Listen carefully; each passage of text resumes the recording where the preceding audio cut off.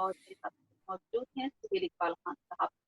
नाज़रीन, कुछ रोज़ पहले हुकूमत यमान में बड़ी तब्दीली कर दी गई और ये तब्दीली वज़ीर-ए-आज़म की मीडिया टीम में की गई, जिसमें मामले खसूसी बराह फिरदौस काशिफ़ को उनके ओहदे से हटा दिया गया। आज इसी पर बात करेंगे। अच्छा, ये बताइएगा सुहेल इकबाल साहब कि मामले खसूसी फिरदौस काशिफ़ को जो हटा दिया गया, इसकी बड़ी वजह क्या है?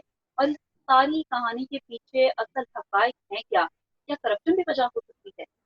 जी बढ़िया, देखने वालों को अस्सलाम वालेकुम और खैरियत से होंगे सब लोग। कुछ रोज़ कबल फिरदौस आशिक़ को वज़ीर-ए-आज़म की तरफ से अपने ओहदे से हटा दिया गया था। आपको याद होगा तहरीक-ए-इंसाफ की जब जी, हुकूमत आई थी, तो सबसे पहले इमरान खान साहब की तरफ से फ़वाद चौधरी को वज़ारत इत्तलात व नशरियात या कलमदान दिया गया था। लेकिन कुछ अरसा बाद ही बिल्कुल, उनको उस ओहदे से भी हटा दिया गया था और उनकी जगह पे फिरदौस आशिक़ को इन किया गया था। फिरदौस आशिक़ को बिल्कुल। लास्ट ईयर 2019 के अप्रैल में ही इस ओहदे पर लगाया गया था। 1 साल गुज़रने के बाद अब कुछ दिन पहले उनको हटा दिया गया। और उसकी बड़ी वजह ज़राए के मुताबिक करप्शन ही है।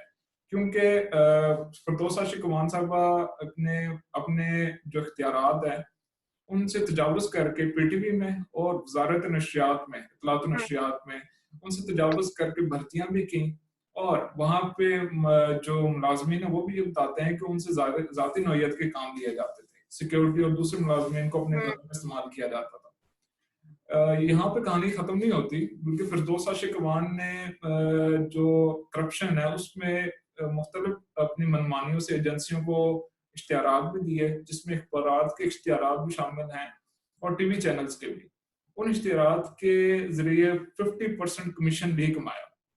जब ये सब इत्तलात वज़ीर-ए-आज़म तक पहुँची तो वज़ीर-ए-आज़म ने इस हवाले से इंक्वायरी एक तश्कील दी, जिस पे इंक्वायरी ने इनको रिपोर्ट पेश की तो वज़ीर-ए-आज़म ने इनको ओहदे से हटा दिया। ये बात कोई 1-2 दिन में नहीं है, बल्कि कुछ बहुत सारे रोज़ में ये मामला चल रहे थे वज़ारत में। वज़ारत में रहने वाले ये बता रहे हैं कि ज़राए कि ये करप्शन के मामलात इनके चार्ज संभालने के बाद, क्योंकि यार ये ना तो किसी के साथ इंटरेक्ट होती हैं और ना किसी की बात सुनना गवारा करती हैं। यही वजह है कि इनके चार्ज संभालने के बाद वज़ारत इत्तलात व नशरियात में नीचे भी बहुत सारी तब्दीलियाँ होती गईं। अकरम दुरानी, इफ्तिखार साहब और दूसरे मिर्ज़ा बेग साहब जो साबका पीटीवी के एमडी थे, उन्होंने भी इनके चार्ज के बिल्कुल, दौरान इमाम खुसूसी के तौर पे ओहदे तो संभाले, लेकिन कुछ अरसे बाद ही छोड़ दिए।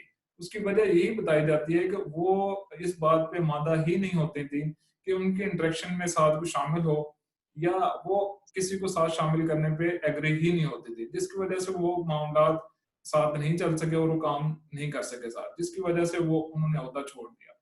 ये इत्तलात और नशरियात के 1 साल के दौरान बहुत बड़ी तब्दीली है, जो वज़ीर-ए-आज़म इमरान खान की स्पेशल रिपोर्ट के बाद की गई। अच्छा, यानी कि सुहेल इकबाल, आप ये कहना चाह रहे हैं कि ये बड़ी तब्दीली की गई, ये पूरी 1 साल की तहकीकात के बाद हुई।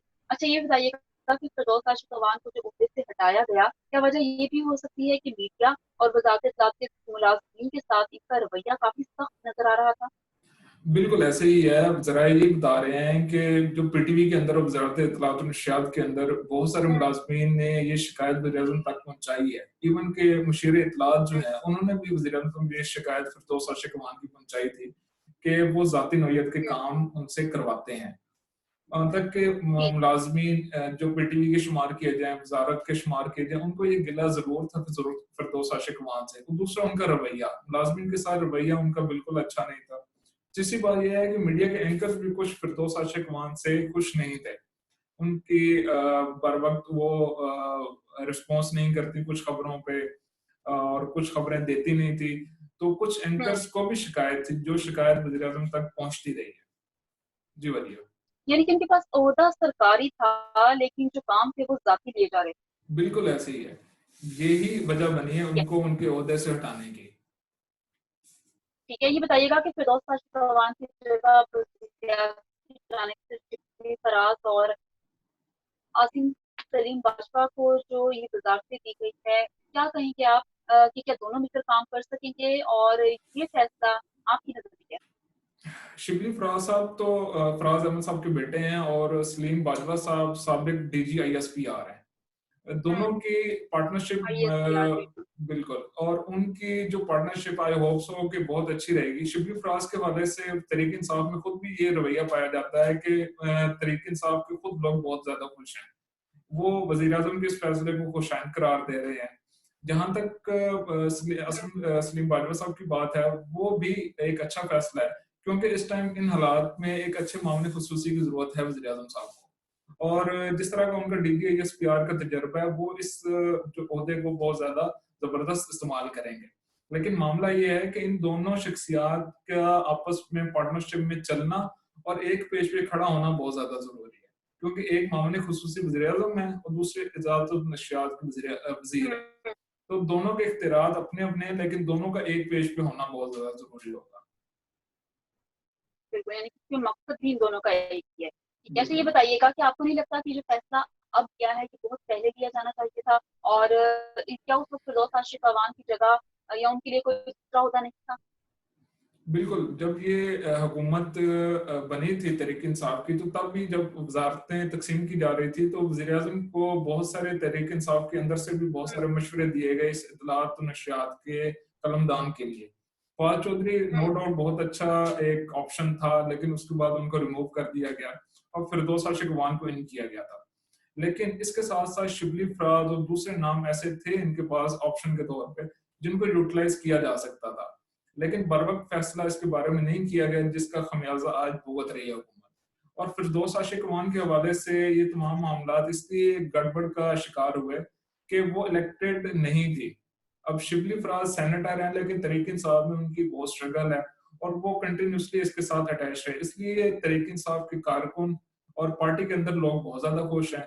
اور اسلم سلیم باجوہ جو اس ٹائم جو ہے ان ہوئے، تو ان کے حوالے سے بھی یہ رائے رکھتے ہیں تحریک انصاف کے اپنے لوگ کہ یہ ایک اچھا ڈیسیجن ہے. تو یہ ڈیسیجن بہت پہلے لے لینا چاہیے تھا، لیکن فردوس عاشق عوان کی انٹری کے ساتھ ہی یہ لیٹ ڈیسیجن ہے، لیکن اچھا ڈیسیجن ہے. ٹھیک ہے، یعنی کہ فیصلہ لیٹ کیا گیا لیکن اچھا، اور امید کرتے ہیں کہ اس کے اچھے کے اثرات پاکستان کی بہتری کے لیے بھی مرتب ہوں گے. اسی کے ساتھ ناظرین پروگرام میں سے اجازت چاہوں گی، اور امید کرتے ہیں کہ آنے والے وقت میں جو نئے چہرے آئیں گے وہ پاکستان کی بہتری کے کام کریں گے اور اب نئے چہرے لانے کی ضرورت نہیں پڑے گی. جبکہ مزید ویڈیوز کے لیے آپ سبسکرائب کر سکتے ہیں Sohail Iqbal Khan official YouTube channel کو، اور اس کے ساتھ مجھے یعنی کہ صادق کو اور سہیل اقبال خان صاحب کو اجازت دیجیے. اللہ